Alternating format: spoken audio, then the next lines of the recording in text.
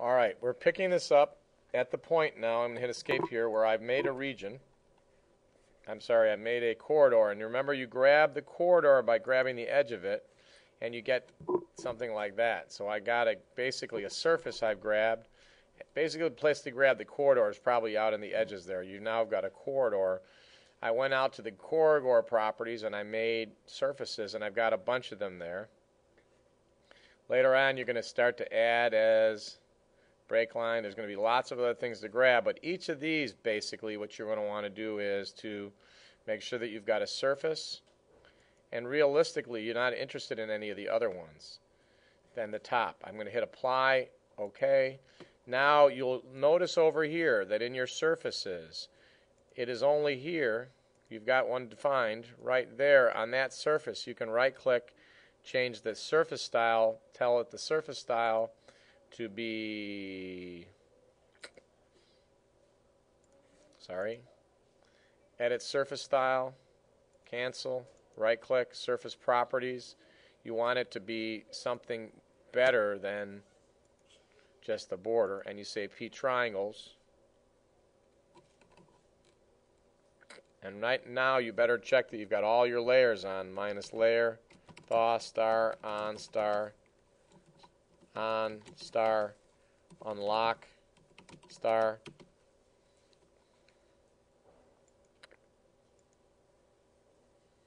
And this should all be defined. Corridor 1.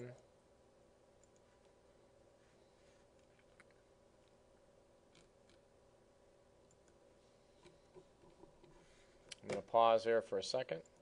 Okay, I picked up there because when you look at this, it looked a little odd, but if I grab on now that right there, that turns out to be the surface, you can see. And in fact, the next step now is to do this extraction. It's all screwed up because it's kind of a weird project as I laid it out, but I want to make sure that I grab the surface. The surface and the corridor surface are not the same thing. So very typically what we're going to do right now is we're going to extract objects. Just grab the triangles and hit OK. Therefore, it extracted it. So now when you do this, escape, escape, escape, go to your layer isolate and grab that one. You want the settings to go to off, which is you want, and you grab that off, settings, off, off, and then you're going to grab this. And now you have something you can actually send out. So how do you send stuff out? This is to send out. The command is -W or W block. You're going to tell it where to go, which is typically going to be in the design surface, right, out in the H drive, wherever you're storing your projects. Got to be specific about it. In your surfaces, in your design, in your surfaces, you might say proposed tin. Of course, you would like that to be for 606. You want to make sure you send it off in an 04 drawing. You hit save. You grab your objects. Very often you might want to carry around a couple other points, and you hit OK. There it goes. Yes or no, it doesn't really matter. Hit a close. We're going to erase all that stuff because really it's not necessarily what you had, and then basically unisolate.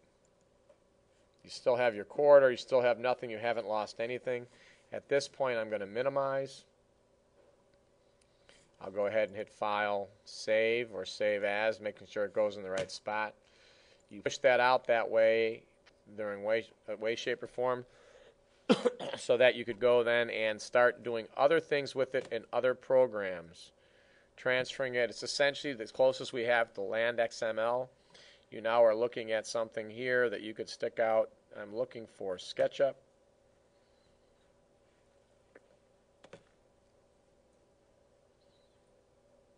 I'm not finding it, but it must be here. You could send it into Inventor, Start, Sketchup.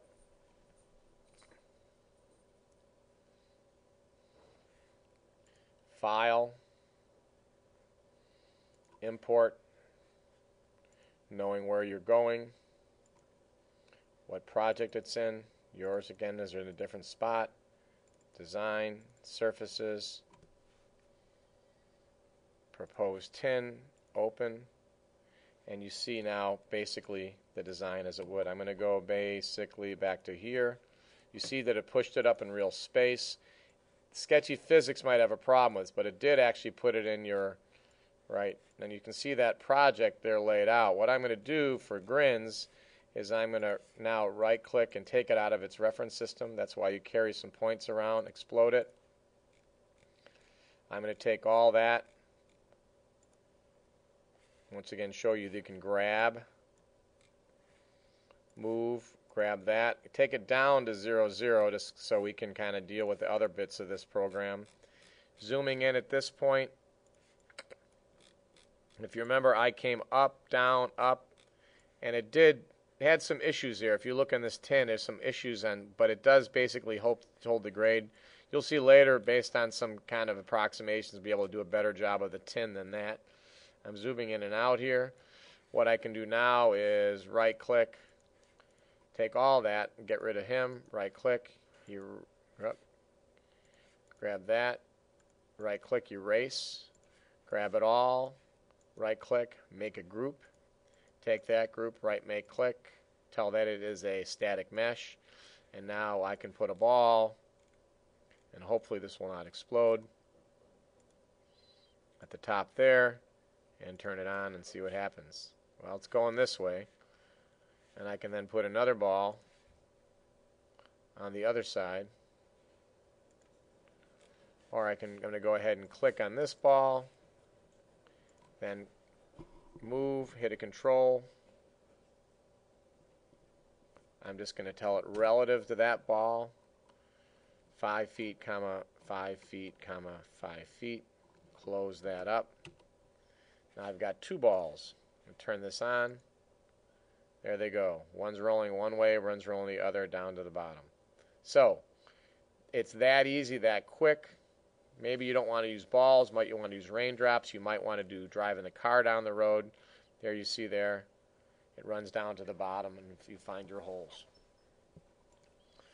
All right, so that's getting tin out. I'm going to go and stick this, finally end this up in the program here. You're going to see there's going to be all kinds of different things you can do on here.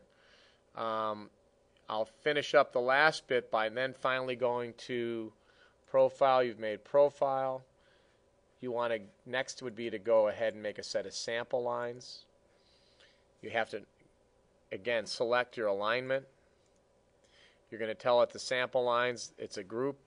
You're telling it all kinds of other information. You notice here, there's all those surfaces you were dealing with. You're going to hit OK. And you see it laid in.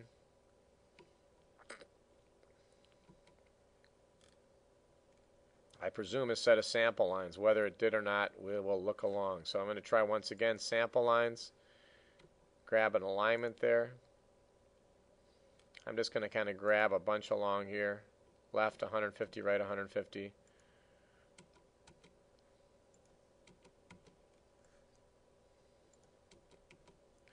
And all right, once you've done that, you've got a set of sample lines. And now when you grab that, you see once again, you see sample line properties, create section view, all this different sample line group properties. Sample lines, there they all are. Sample line properties per se itself. That's the information that you're going to use to do your estimating. We'll review what you did in estimating and finish up then. I will try to actually go through and get rid of this and try it one more time. So, sample lines. Grab the alignment. Okay, now I've got a separate set. You notice here, there's all kinds of different groups. Next counter. Sample more surfaces. You can add and subtract surfaces. Sample line groups. And I will make another video for this. The fact that you then have something you can use for sample lines. Object viewer, there's one sample line. Create a section view.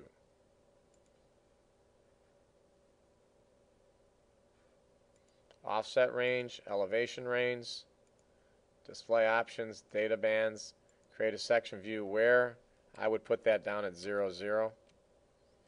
Zoom center, 0, 0, 100. Now you start to see how your section view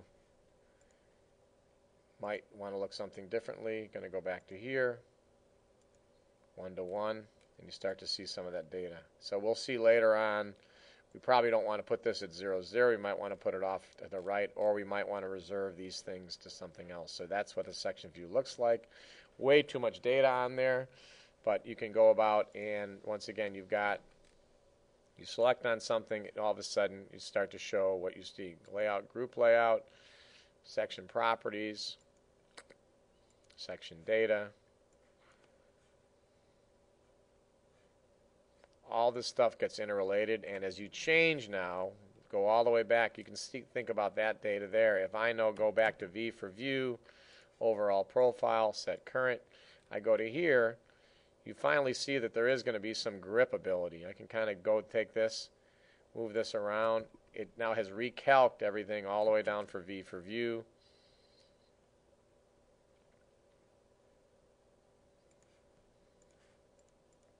And it will have changed some of that.